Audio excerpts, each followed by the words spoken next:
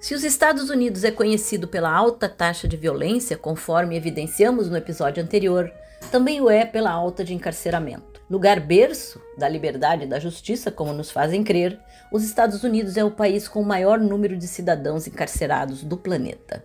Com menos de 5% da população mundial, possui 20% de todos os encarcerados no mundo. Para se ter uma ideia, de cada 100 mil pessoas no país, quase 600 estão presas. Ainda que desmembrássemos e tomássemos que cada estado parte dos Estados Unidos fosse considerado um país, ainda assim, 23 deles teriam a maior taxa de encarceramento do mundo. Mesmo o estado com menor taxa de encarceramento nos Estados Unidos, que é Massachusetts, ocuparia o 9º lugar no mundo, logo abaixo do Brasil. Mas nem sempre foi assim. A elevadíssima taxa de encarceramento no país teve início na década de 1970 e 1980, com a chamada Guerra às Drogas, que não só encarcerava o maior número de pessoas, como também aumentava o tempo de reclusão. Nesse processo, uma pessoa foi essencial: o então senador e atualmente presidente dos Estados Unidos, o democrata Joe Biden. De acordo com Vilar, o próprio presidente Ronald Reagan chegou a vetar por considerar muito repressiva uma proposta de Biden escrita em parceria com um senador segregacionista e que previa limitar o acesso à fiança, aumentar as sanções e erradicar a liberdade condicional. Não por acaso, Biden criticou Reagan por não ser suficientemente duro. A maior taxa de encarceramento no mundo expõe, além de uma sociedade violenta, uma sociedade racista e classista. De acordo com o projeto The Sentencing, as pessoas pretas representam cerca de 37% da população no país e 67% dos encarceramentos. Nesse sentido, a população afro-americana tem 6 vezes mais chances de ser encarcerada comparativamente à população branca. Não só tem mais chances de ser presa, como ainda, uma vez condenada, mais chances de receber penas maiores e mais duras. Segundo um relatório de 2016 publicado pelo Centro Brennan para a Justiça, a maior injustiça que ameaça a segurança e impede o progresso do país é o encarceramento massivo. De acordo com esse mesmo relatório, 40% das pessoas encarceradas não deveria estar na prisão. Milhares delas cumprem penas de prisão perpétua por crimes não violentos. Cerca de 14% da população carcerária total havia cumprido sentenças suficientemente longas e sua libertação representaria pouco risco para a segurança pública. Aproximadamente 80% dos encarcerados são dependentes químicos ou possuem transtornos mentais. Grande parte deveria estar sendo tratado em hospitais, não em prisões. Um dos resultados do relatório salta aos olhos e evidencia a criminalização da pobreza. 25% da população prisional está presa por cometer crimes menores, como sentar na calçada ou dormir em barracas em espaços públicos porque não tem uma residência para morar. Para Eugene Poirier, que pesquisa sobre o encarceramento em massa nos Estados Unidos, a pobreza está essencialmente criminalizada. Isso se pode ver de maneira muito direta, por exemplo, alguém que tem fome rouba e é encarcerado. Isso é óbvio. Ainda assim, também acontece de forma indireta, inclusive nos crimes mais atrozes, os assassinatos, majoritariamente não são aleatórios. Essas são as consequências sociais do capitalismo. Em um contexto em que basicamente não se consegue encontrar uma estabilidade ou um emprego decente com capacidade para formar uma família, e onde o acesso à violência é muito fácil, os indivíduos constroem sua identidade e seu sentimento de pertencimento dessa maneira. Para Vilar, uma das razões do baixo nível de desemprego dos Estados Unidos é justamente porque um grande número de desempregados não é contabilizado nas estatísticas. Eles estão na prisão porque não puderam pagar uma fiança depois de cometer um delito menor, como dormir em uma calçada. Uma vez que saem da prisão, 60% dos encarcerados nos Estados Unidos permanecem desempregados, mesmo um ano após a libertação. Um dos problemas são as inúmeras restrições para quem já cumpriu pena, que vão desde a impossibilidade de uma licença para ser cabeleireiro ou taxista. Ou seja, mesmo sanando sua dívida com a justiça, uma vez encarcerado, sua liberdade ainda é relativa. O país da liberdade e da justiça processa e encarcera também crianças. Na maioria dos Estados Unidos, em 29 estados, Crianças a partir de 5 anos podem ser processadas. Só em 2017 foram processados mais de 138 mil menores. Uma parte cumpre pena em estabelecimentos juvenis, mas milhares de menores são encarcerados em prisões para adultos, inclusive em prisões perpétuas. Os Estados Unidos é o único país do mundo onde crianças e jovens são condenados à prisão perpétua.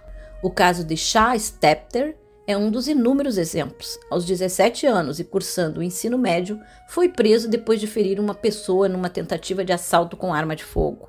Adolescente, foi condenado a 27 anos de prisão e enviado para uma prisão de segurança máxima. Passou 18 anos atrás das grades e cumpriu parte da pena incondicional.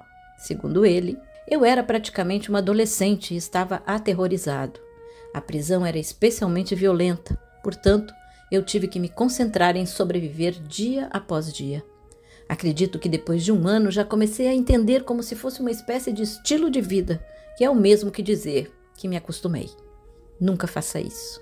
Aqui, mais uma vez, a relação entre pobreza, violência e encarceramento está apresentada. Crianças nascidas em comunidades pobres nos Estados Unidos têm 20 vezes mais chances de acabar na prisão nos primeiros 30 anos de vida do que aqueles nascidos em comunidades ricas.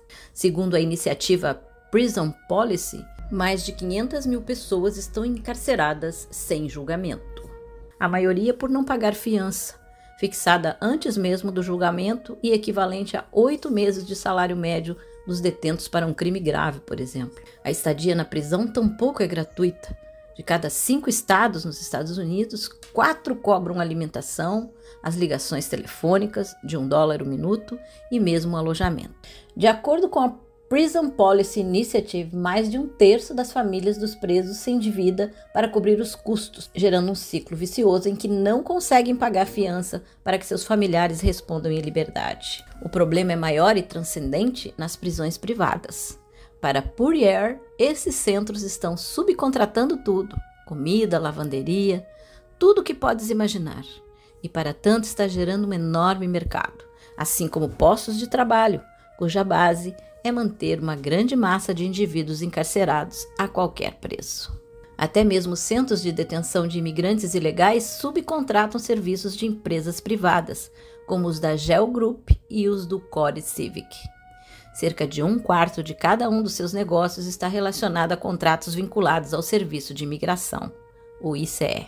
Só em 2017, a Geo Group faturou mais de $500 milhões, enquanto o Core Civic fez $440 milhões em contratos relacionados ao serviço de imigração. O sistema prisional nos Estados Unidos é talvez uma das melhores sínteses do sistema capitalista. Por um lado, acumula riqueza ao cobrar quantias muito além da possibilidade econômica de um estadunidense que ganha um salário mínimo.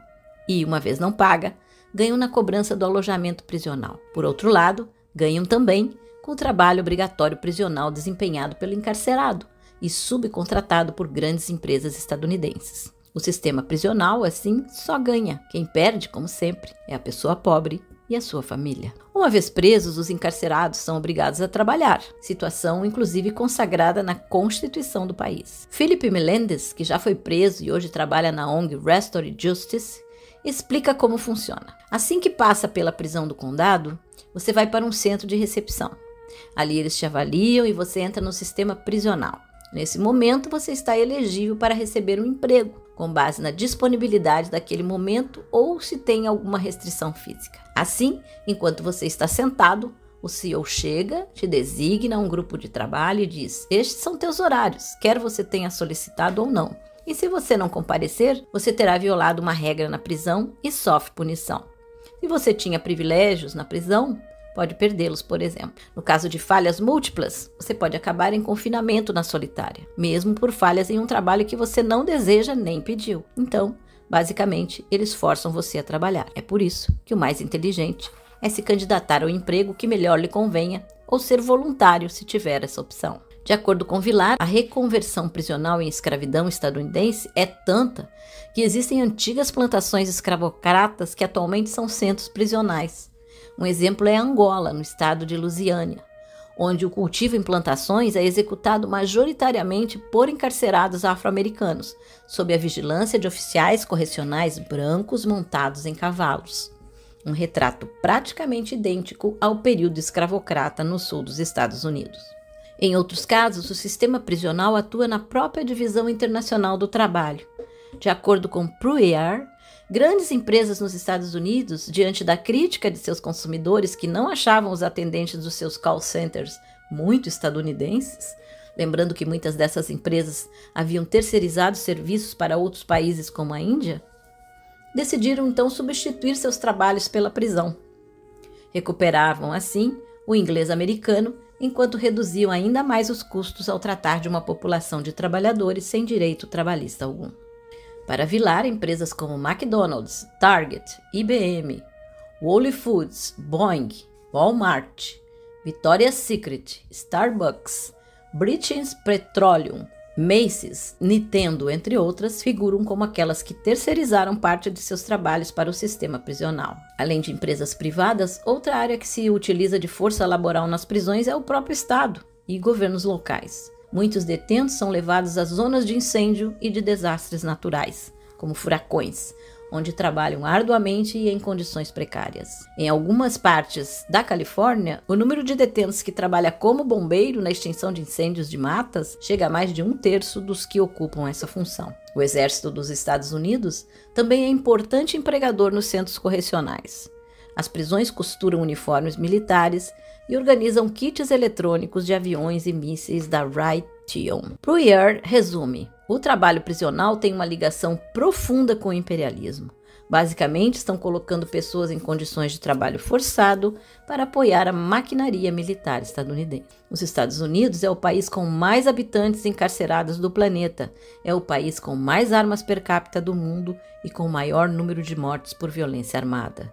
Seus cidadãos têm 20 vezes mais probabilidades de morrer devido à violência armada do que o resto dos países industrializados. O sonho americano é o pesadelo para uma parcela enorme da população.